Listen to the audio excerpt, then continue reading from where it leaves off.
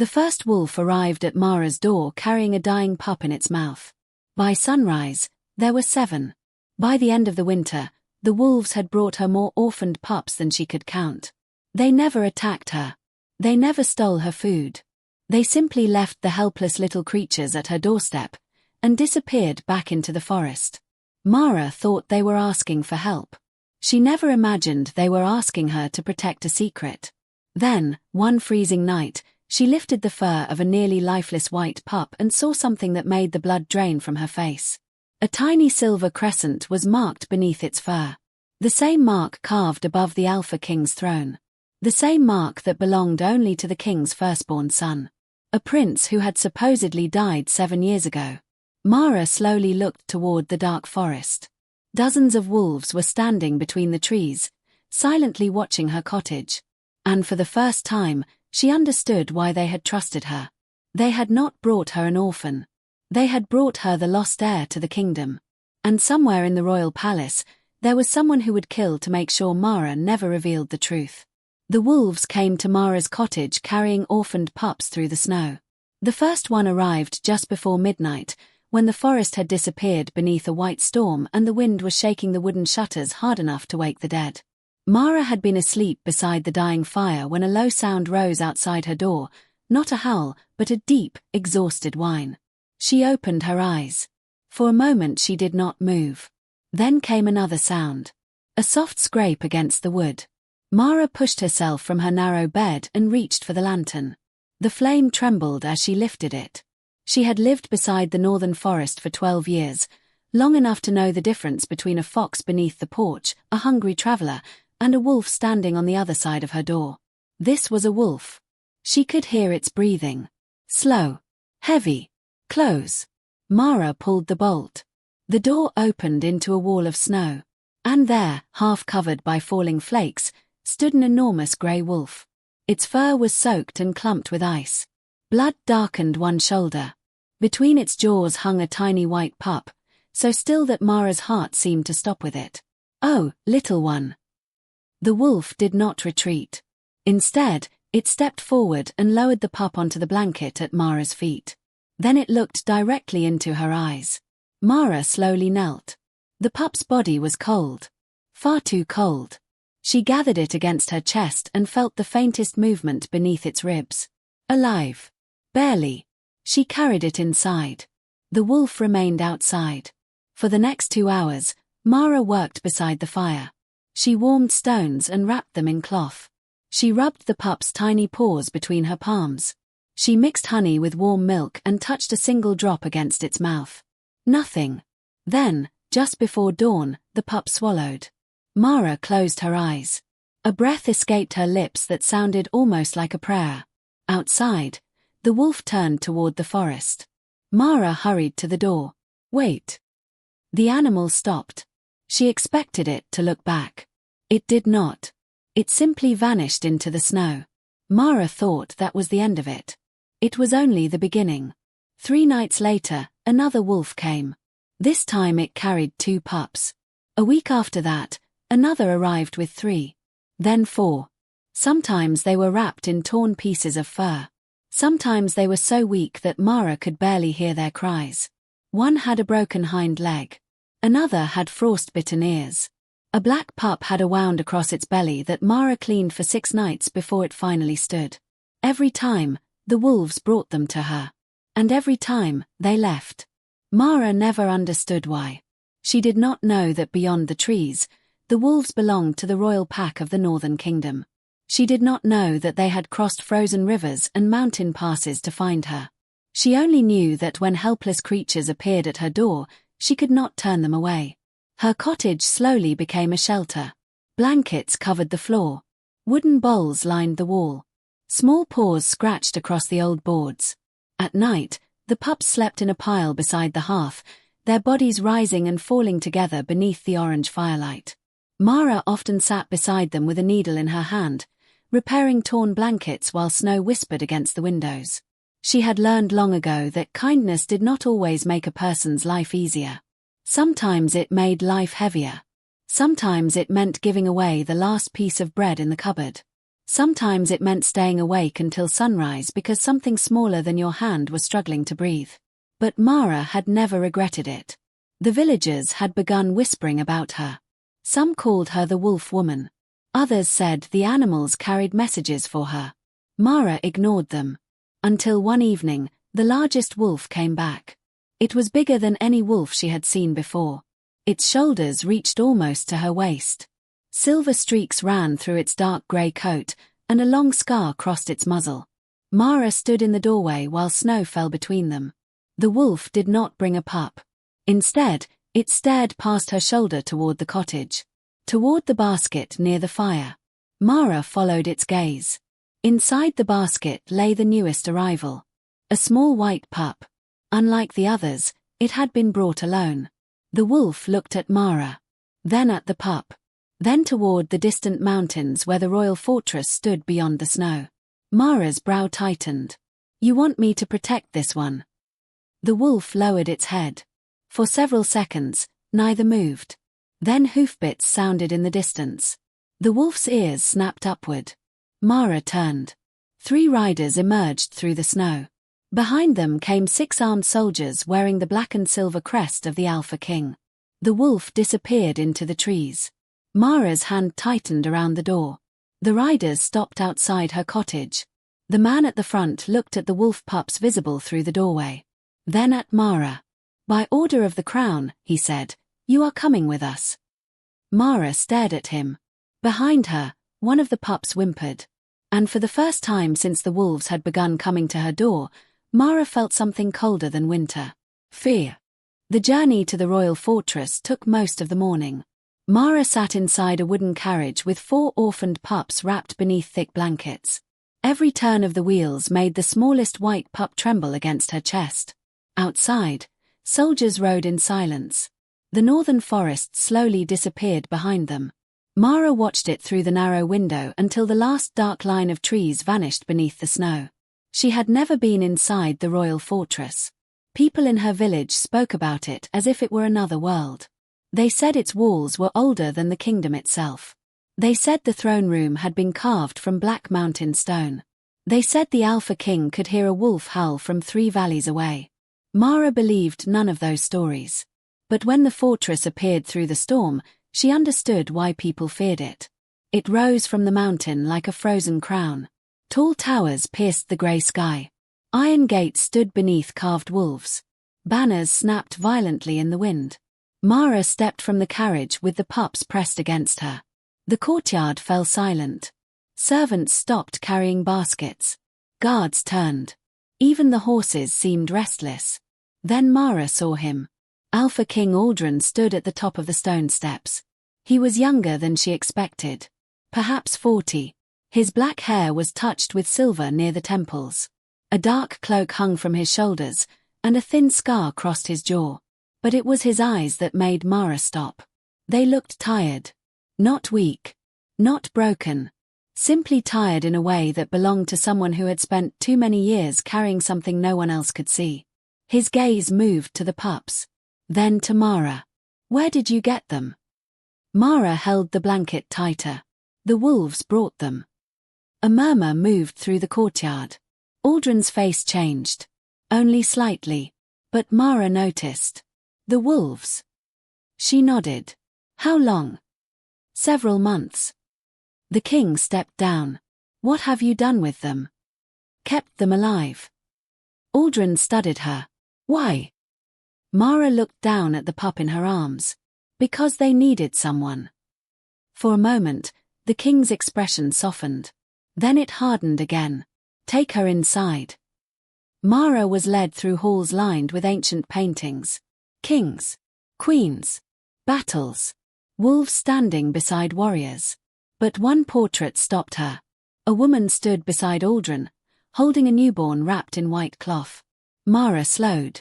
The infant's face was almost hidden. A silver crescent had been embroidered on the blanket. She looked at the portrait again. Aldren noticed. His jaw tightened. My wife died years ago. Mara lowered her eyes. And the child? The king did not answer immediately. When he finally spoke, his voice was quieter. My son disappeared before his first winter. Mara felt the pup move against her. She looked down. The little creature had opened its eyes. Pale grey. Almost silver. Before she could think about it, a sudden commotion erupted in the hall. One of the pups had escaped. It raced across the stone floor. A guard reached for it. The pup twisted away. Another guard stepped forward. It backed into a corner, trembling. Then Mara dropped to her knees. Easy. The pup froze. Mara opened her arms. It ran straight into them. She held it against her chest. Silence filled the hall. Then something happened that made every soldier lower his weapon. The wolves outside began howling. One. Then another. Then another. The sound rolled across the fortress. Deep. Mournful. Ancient. Aldren walked toward the window. Beyond the walls, dozens of wolves stood in the snow. And one by one, they lowered their heads. Toward Mara. The king turned slowly. No one spoke. Then a guard hurried into the chamber carrying the smallest white pup. It was found behind the kennels. The large grey wolf that had followed Mara's cottage had somehow entered the fortress. It stood behind the guard. Its eyes fixed on the pup. The animal refused to move. Mara reached for the little creature. The wolf stepped aside. She took the pup. Its tiny body was shaking. Mara adjusted the blanket around it. Then she noticed something beneath its fur. A faint silver shape. She gently moved the fur aside. Her breath caught. A crescent. Perfect. Small. Silver. The same symbol she had just seen embroidered on the blanket in the royal portrait. Mara looked at Aldren.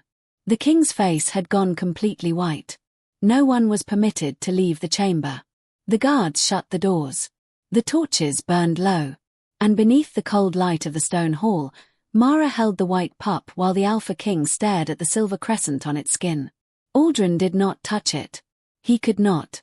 His hands remained at his sides, but his fingers had curled into fists. "Where did you find him?" he asked.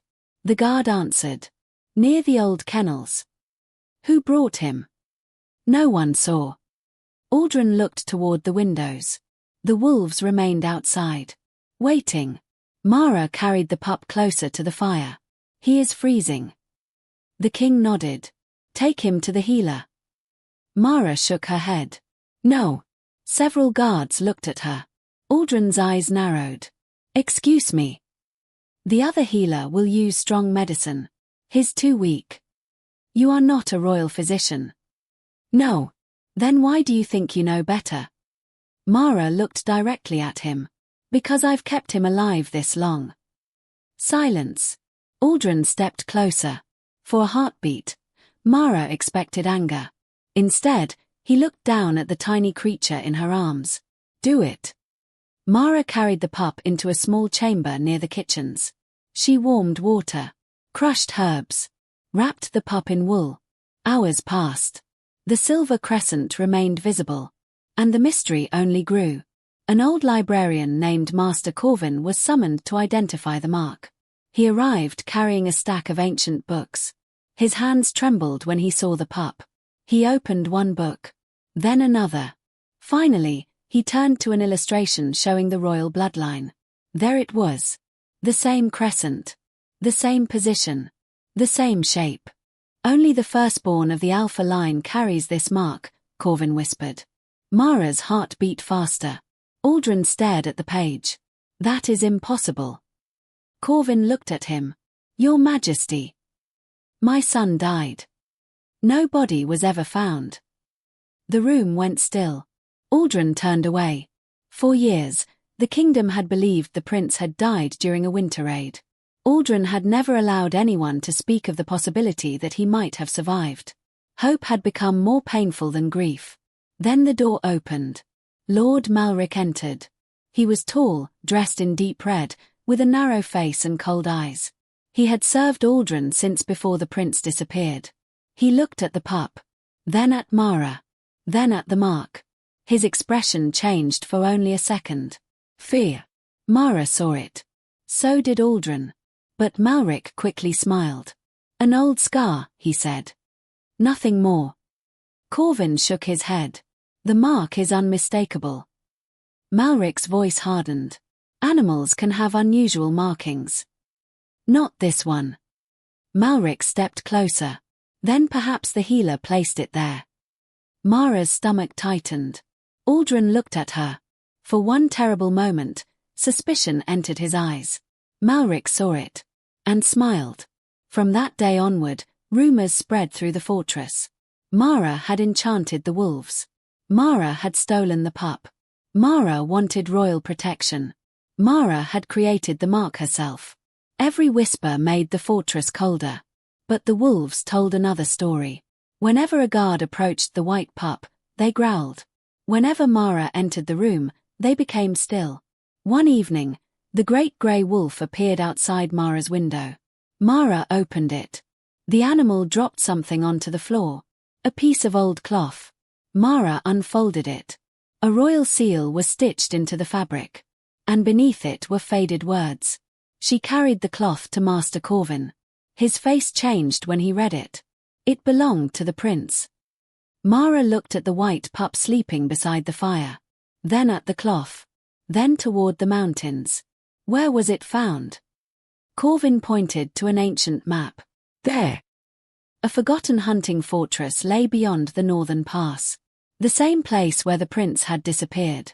Mara felt the pieces move together. The wolves. The orphaned pups. The mark. The royal cloth. The old fortress. They had never been separate mysteries. They were one story. And someone had spent years making sure no one discovered it. Aldren entered before dawn. Mara showed him the map.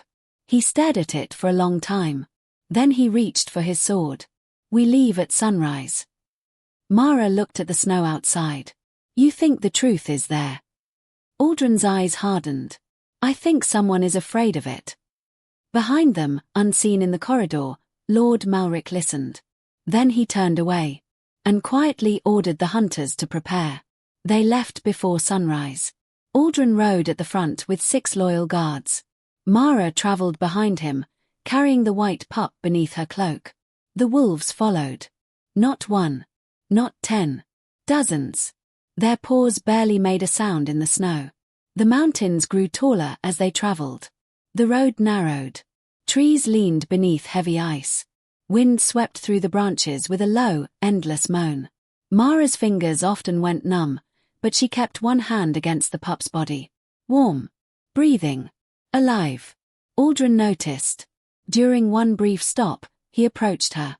Give him to me. Mara looked up. The king held out his arms. She hesitated. Then she placed the pup against his chest. Aldren looked down. The tiny creature shifted beneath his cloak. Its paw pressed against his hand. The king's face changed. Mara had seen many people hold animals. She had never seen anyone look at a living creature as if it were a piece of their own heart. He has my mother's eyes, Aldren whispered. Mara said nothing. The king returned the pup carefully. That night, they camped beneath an overhang. A fire burned between the rocks. The wolves lay around the group in a wide circle. Mara sat beside Aldren. Neither spoke for several minutes. Finally, the king said, I used to think strength meant never letting anyone see what could hurt you. Mara looked at the fire. And now? Aldren watched his sleeping son. Now I think strength may be carrying what hurts and still moving forward. Mara lowered her eyes. She understood that kind of strength. She had lived with it for years. At dawn, they continued. By midday, the wolves suddenly stopped. Every ear turned toward the mountain. Mara heard nothing. Then came a distant crack. Snow shifted above them. A wall of powder broke loose. Run! The mountain roared. Aldren grabbed Mara's arm. The guards scattered. Snow thundered down the slope. Mara fell. Her cloak caught on a branch. She turned and saw the pup's blanket slipping from her grasp. She reached. Caught it. Held it against her chest. The avalanche swept past. When the snow finally settled, the valley had changed. 2 guards were buried up to their waists. 1 horse was gone. But everyone was alive. The wolves had formed a line along the slope, barking toward a narrow opening in the mountain. Aldren followed them. Behind the snow was an old passage. Stone steps descended into darkness. The hidden route led directly toward the abandoned fortress. Inside, dust covered the walls. Broken furniture lay beneath layers of ice. A child's wooden toy sat on the floor. Mara picked it up. A small carved wolf. One ear had been broken. Aldren stared at it. "I gave that to him." His voice cracked. Mara looked at him. The king touched the toy with 2 fingers. Then he closed his hand around it. They searched deeper. In an old chamber, Mara found a wooden chest. Inside was a blanket. White. Faded. And embroidered with a silver crescent. Aldren stopped breathing. He knew it. His knees almost gave way. He was here. The truth struck harder than any blade. His son had not died in the mountains. He had been taken. Someone had hidden him. Someone had carried him away and left the wolves to protect him. Then Mara found another piece of evidence. A broken royal dagger. The crest belonged to Malric's personal guard. Aldren's expression became something Mara had never seen before.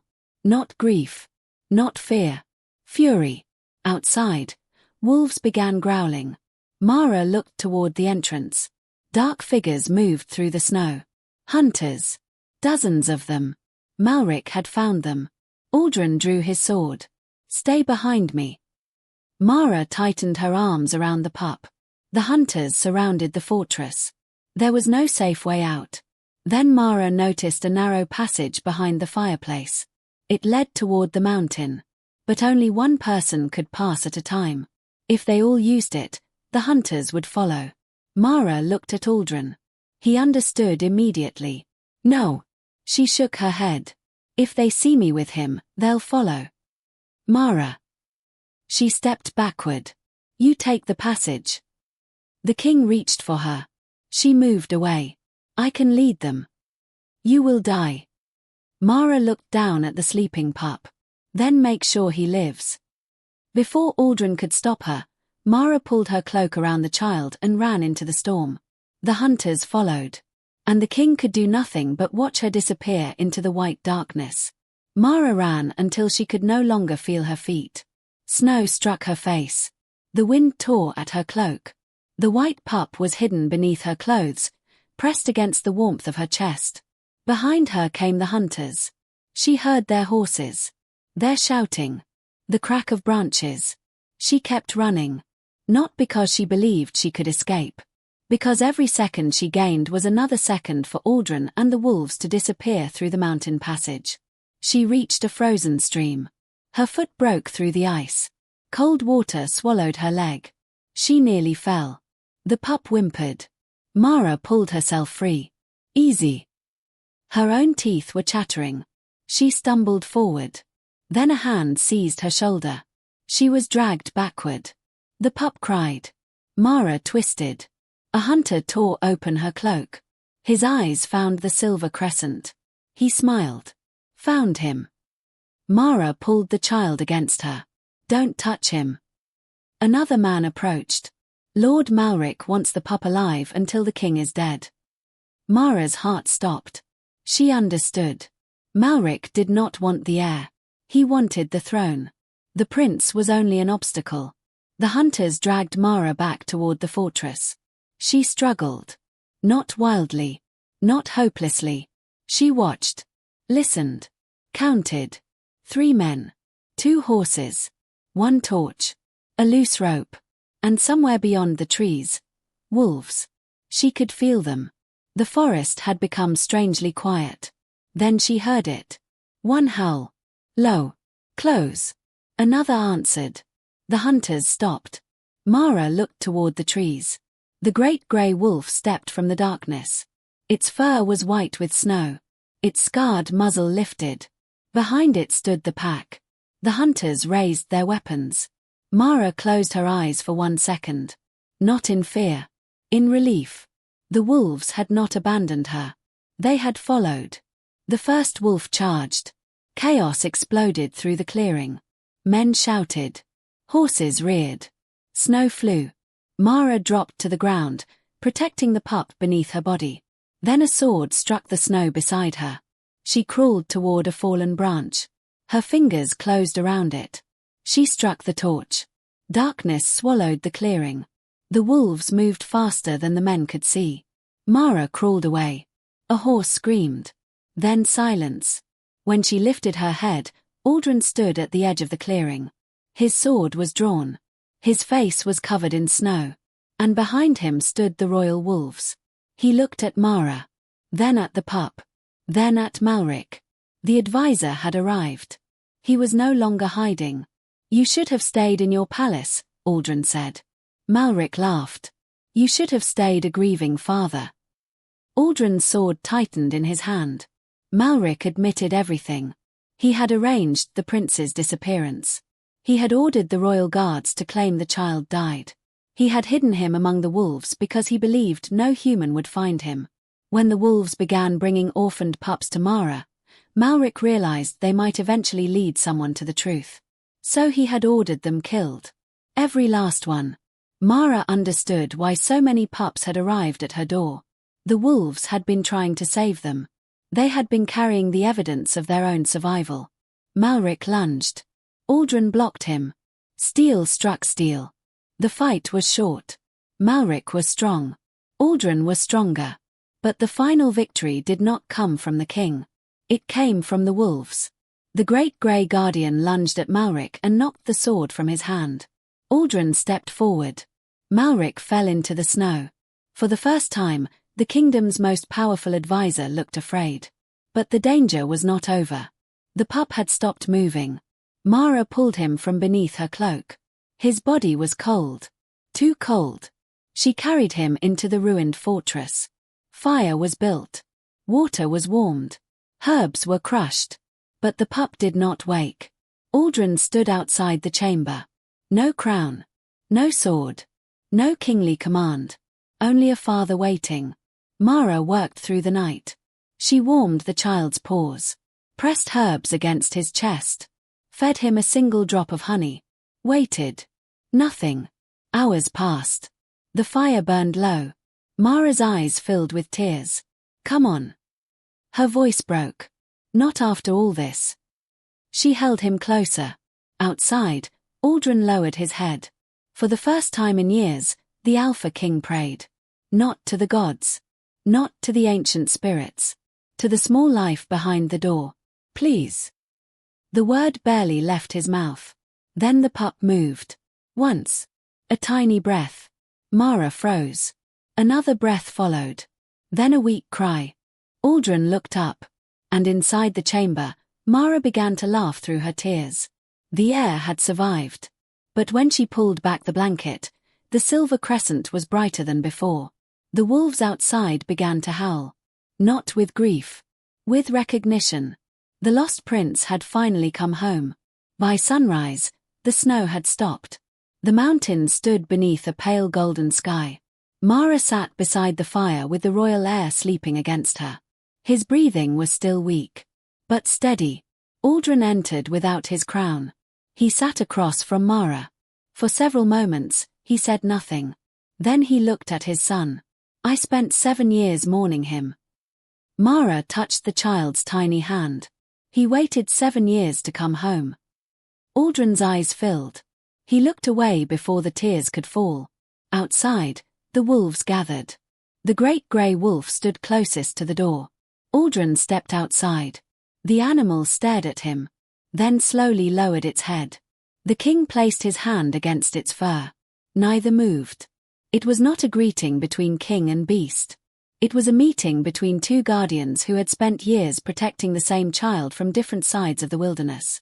When they returned to the kingdom, the truth traveled faster than any rider. Lord Malric's crimes were revealed before the royal court. The surviving guards testified. The old maps were produced. The royal blanket was displayed. The silver mark was seen by the entire council. There was no longer any room for lies. Malric was stripped of his title and imprisoned for the crimes he had committed. But Aldren did something the court did not expect. He did not simply restore the prince's name. He changed the kingdom. 4 generations, Abandoned children had been sent away from villages. Injured animals had been left in the forests. Orphaned wolf pups had been treated as pests. Aldren ended those laws. New shelters were built along the northern roads. Hunters were forbidden from killing wolves without cause. Villages received royal stores during harsh winters. And every orphaned child within the kingdom was placed under the protection of the crown. But Mara wanted none of the rewards offered to her. She refused jewels. She refused a palace room. She refused a title. Instead, she returned to her cottage. A new sanctuary was built beside it. Stone walls replaced the old wooden fence. A larger shelter stood near the forest. Villagers brought injured animals there. Children came to learn how to care for them. And the wolves kept coming. They still arrived at night. Sometimes carrying pups. Sometimes carrying nothing at all.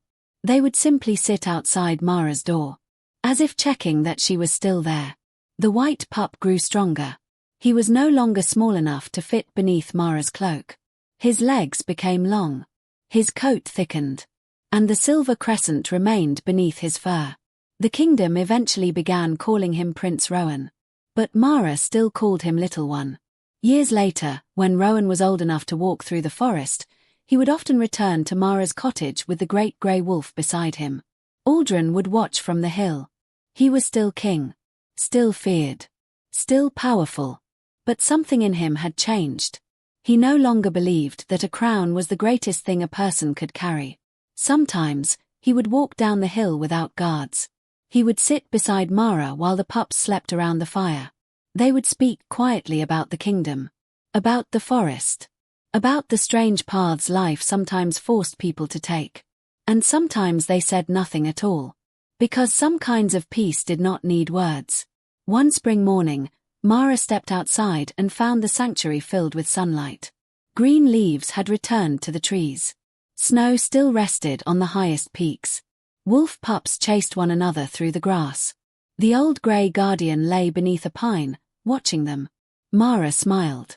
Then she heard footsteps. She turned. Aldren stood at the edge of the clearing. Beside him was the young prince. Rowan carried a tiny orphaned pup in his arms. He walked toward Mara carefully. The pup was trembling. Mara knelt. Rowan placed it in her hands. "Another one," he said. Mara looked at him. Then at the forest. Then at the wolves. She understood. The cycle had begun again. Not a cycle of loss. A cycle of trust. She wrapped the pup in a warm cloth. The great grey wolf rose slowly and walked toward her. Its muzzle touched her hand, just as it had on that first night. Mara looked toward the mountains. She remembered the snow, the fear, the hidden fortress, the tiny silver mark, the child she had carried through the storm. She remembered believing that she was only one woman in a small cottage at the edge of the kingdom. But the wolves had known better. They had not chosen her because she was powerful. They had not chosen her because she was royal. They had chosen her because when something helpless stood at her door, she opened it. And sometimes, that was the rarest kind of courage. The sun climbed higher. The young prince ran toward the wolves. Aldren watched him with a quiet smile. Mara stood among the pups. For the first time in many years, the cottage did not feel lonely. It felt like home. And far beyond the trees, where the mountains met the sky, the wolves began to howl. Their voices rolled through the valley. Not mourning. Not warning. But welcoming. Because the kingdom had finally learned what they had known from the beginning. A life did not become precious because it wore a crown. A life became precious because someone chose not to abandon it. And that was the lesson Mara had carried through the snow, through fear, through loss, and finally into the light. The wolves had trusted her with every orphaned pup. But in the end, they had trusted her with something far greater. A family. A future. And the heart of a kingdom that had finally remembered how to care.